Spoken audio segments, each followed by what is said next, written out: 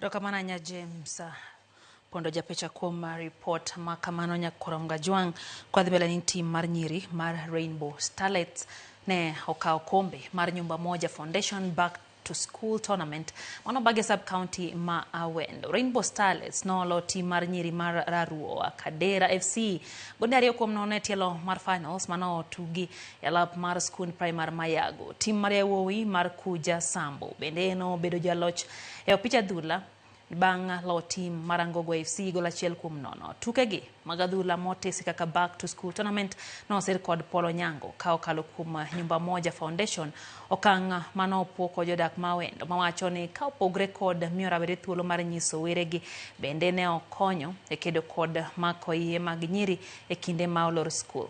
Keche gima jatelo timo miyo sani nyithindo ma nyirigi kar dhi bayo to gitugo mpira kosetugo moa kool kama odhi mana nindo. Gimomiyo neno okelo tournament ni nimro nyithindogo no paro gino matung kisoga mariek. Nyithindogi kasama holidays to gibudhi dala gin very idle.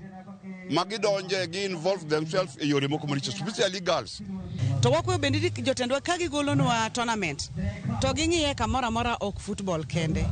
Wan gi netball chuo go netball mana ka nyiri, wan gi netball nyiri, wan nyaka gi volleyball. Koro gigolnwa gite mondo ng'ato samoro ok obere football to bere volleyball. Chuma gima oriwo vijende, okelo vijende kanyakla, okelo nyiri be kanyakla. Sama gini timore kama wayudo ka gik moko madenga to dhi anjao, gik moko maricho koro miyo jogi oriw kanyakla kendo mpira gore maber. To wadwa kwayo ni losnwa uru pewe mondo gibed e level moro makata ka jatugo tuge to at least en jatugo ma ok onyal hinyruok koro bedo matin.